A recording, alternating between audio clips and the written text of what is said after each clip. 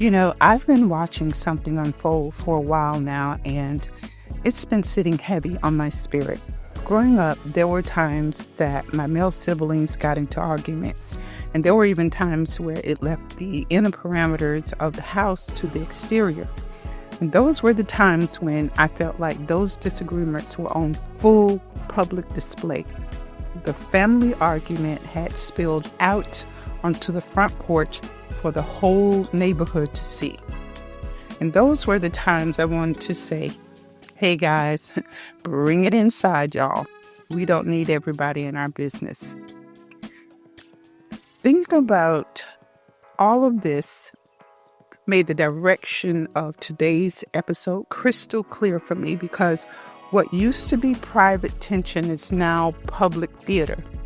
No shame, no pause, no self-awareness, just loud, unfiltered conflict playing out on social media for everyone to dissect and just become angrier.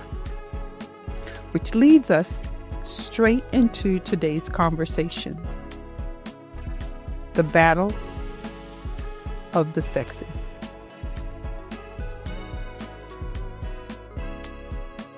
Hey everybody, thank you so much for joining me. I am your host and transformational coach, Coach G.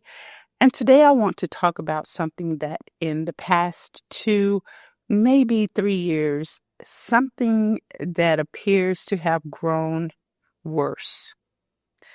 Men and women are out here going toe-to-toe like they're on these opposing teams. Everybody's trying to score, and neither party wants the other to win. So whenever they can, they say the meanest and the most vile things about one another.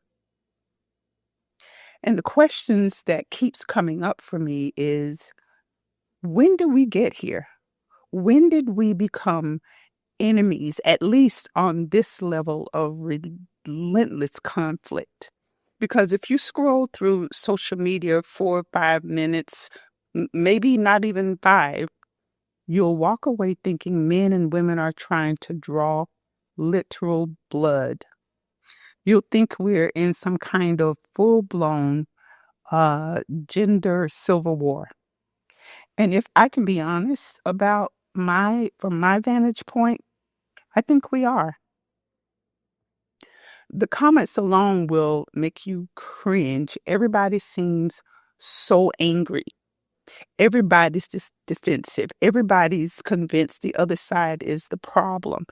And even sadder and more disturbing, pride has become the loudest voice in the room. Everyone is so busy attacking each other in the loudest voice that they can have that no one is slowing down long enough to truly listen. And so the divide just keeps getting wider. So we're talking. We're being bold in what we're saying.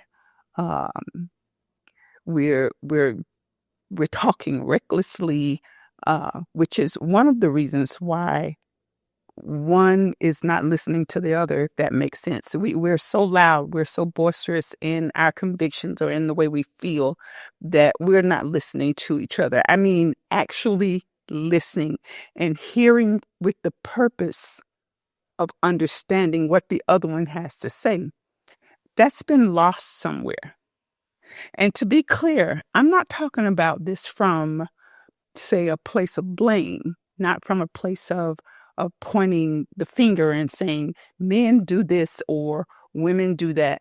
I want to talk about the why, the psychology, the history, the beliefs we inherited with no questions asked, the rules that were handed down to us, whether by society, culture, or a combination of the two, and how all of that, every expectation, every wound, every misunderstanding has created this divide. Because this this battle of the sexes didn't start on Instagram or TikTok. It didn't start on Facebook. It didn't start with men and women on podcasts or dating apps or whatever the latest alpha male or feminine energy trend is. I believe this thing is old and it's ancient. This behavior has been passed down. We inherited confusion. We inherited resentment and a whole lot of other unspoken rules. And when you strip away the memes, the think pieces, and when you strip away the clapbacks and the men ain't ish, and where women are called some of the most vile things imaginable, what we really see is hurt. Hurt that's been sitting for a long time, for generations. Men are men are carrying the weight of feeling unappreciated. They are feeling unheard and they are constantly judged, especially within the confines of the Black diaspora, by standards they didn't create, but were standards that they were expected to live up to. And on the flip side, women are carrying the weight of feeling unsupported, undervalued, while being expected to carry emotional loads that nobody acknowledges, especially by the men they want and need to feel safe with. Both sides are visibly and audibly tired. You see it in their body language and you hear it in the words that they speak. And instead of saying things like, I'm tired, they point the finger and say, you're the problem. Instead of saying, uh, I feel unseen, they'd rather argue and say things like, you're selfish. Or instead of, I feel vulnerable, they put on this hard exterior and say, I don't need anybody. And instead of finding ways to heal, they skirt to their own little corners of the battlefield and then they weaponize their wounds.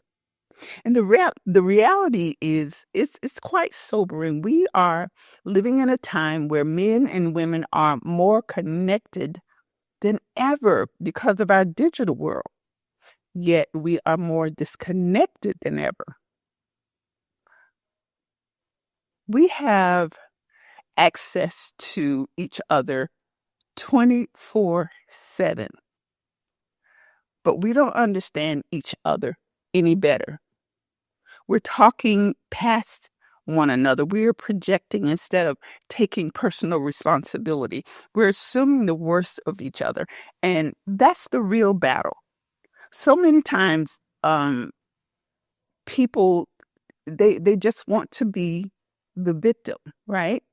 And this is the thing. There have been many studies that shows the complexities of modern communication and how interpersonal relationships are hampered because it's reduced that face to face interaction that we once had, and more people are hiding behind keyboards and screens, which only breeds more disconnection.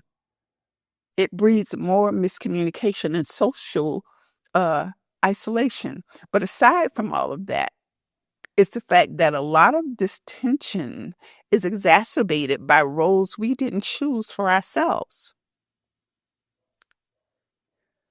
From little boys, men were told to be strong, that they weren't supposed to cry because that's a sign of weakness. They were to provide and protect and to swallow their emotions and never need anything. While women, on the other hand, were told to be nurturing, to be patient, to be pretty, to be agreeable, to take care of the house, and to carry the emotional weight of every relationship.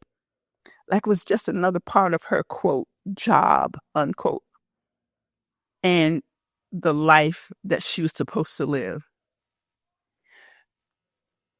And depending on the culture, those roles became even more rigid and demanding.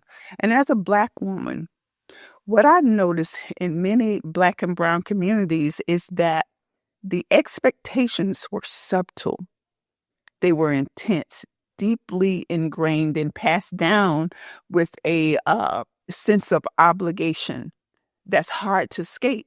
And these roles shaped how we were supposed to act, how we were supposed to love, and how we were supposed to believe, even how we were supposed to act in the midst of our own personal sufferings. And because we were taught early and those teachings and beliefs were reinforced often, that's why they stayed with us long after we became adults.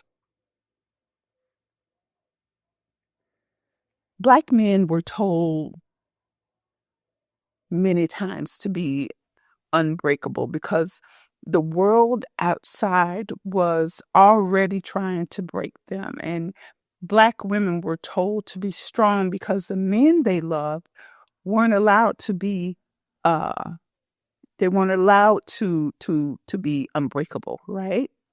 And so when women stepped up, the men felt emasculated and their anger became displaced. And so who became the targets? Women became the targets of their displaced anger. The women feeling like they were fulfilling the roles that they had been socialized to perform. They now felt resentful. It's like, what do I do? I'm damned if I do. I'm damned if I don't. And all of this, every cultural message, every unspoken rule started showing up in how we love, how we argue, how we interpret each other's behaviors or the lack thereof. So when women decides to say, I need help, she's not being needy. She's breaking a generational pattern. When a man says, I'm struggling, he's not being weak. He's rewriting a cultural script. He's rewriting a programming that directly contradicts what he was told and what he was taught to believe. But we don't see that. We just see the surface. We see the behavior, not the history behind it. And that's why the divide feels so deep. Psychologically, men and women are often reacting to fear, the fear of rejection, the fear of inadequacy, the fear of being vulnerable. And men fear being seen as weak. Women fear being taken for granted. Men fear emotional exposure. Women fear emotional abandonment. A man fears failing. Women fear settling.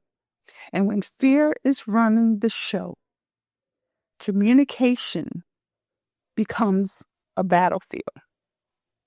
He says, I don't want to talk about that right now. And although he didn't say he doesn't ever want to talk about it, what she heard was that he didn't care. She says to him, I need reassurance. I need your support. And what he hears is that he's inadequate. Listen, nobody's wrong. Nobody's crazy and nobody's broken. We're just interpreting through our own personal wounds. And if you've ever tried to have a conversation with someone who's listening through their pain, you know it's like trying to talk through a brick wall. You can shout, you can speak softly, you can explain, you can clarify. It doesn't matter. The message tends to get distorted. And I believe that what's happening between men and women right now, we're not hearing each other. We're hearing our fears. Men, if you have ever noticed, they're more practical, I think, in the sense of when they communicate in solutions. Women communicate in their emotions. Again, nobody's wrong. Their communication styles are just different, but instead of learning each other's love language, We get frustrated. We assume the other person is being difficult. We assume they don't care. And that assumption turns into resentment, and that resentment becomes distant. And distance becomes anger. And now the sexes are at war emotionally, psychologically, and verbally. My real concern is this. If we keep going down this path, men blaming women, women blaming men, everybody shouting, nobody listening, we're going to continue to lose something very precious. We're going to lose the little connections that's still there. We're going to lose partnerships. We're going to lose the ability to build the families we desire, the communities, the futures we can have together. We may not think we do, but we need each other. Not so much in a desperate, dependent way, but in a human way, in a human connection. Men and women were never meant to be at war. We were meant to be in conversation, listening to each other with purpose. But that requires something we don't talk about enough, and that's humility. The humility to admit that maybe we don't know everything. Maybe our beliefs need updating. Maybe we are misunderstanding each other. Maybe we are, as an individual, contributing to the problem. Humility is the bridge. It's not the healing. And it's the only way out of this battle. And it's far past time to put these battles down and just start reconciling.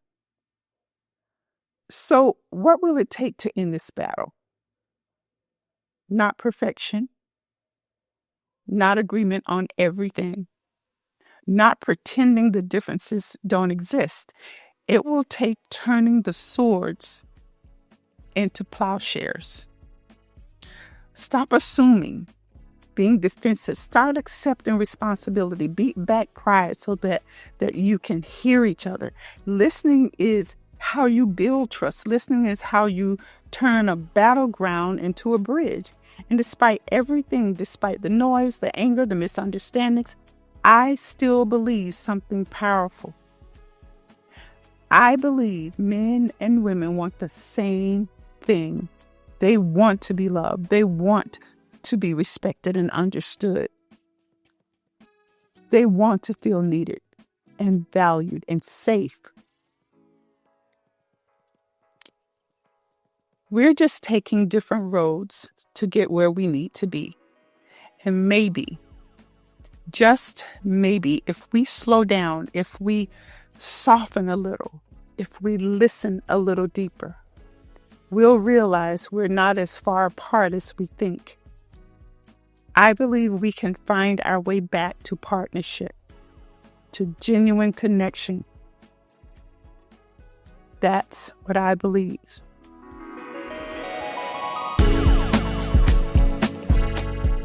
Hey everybody, this is your girl Coach G again.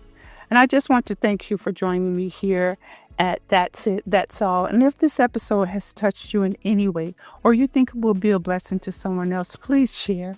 And don't forget to hit the like button, leave a comment, and subscribe.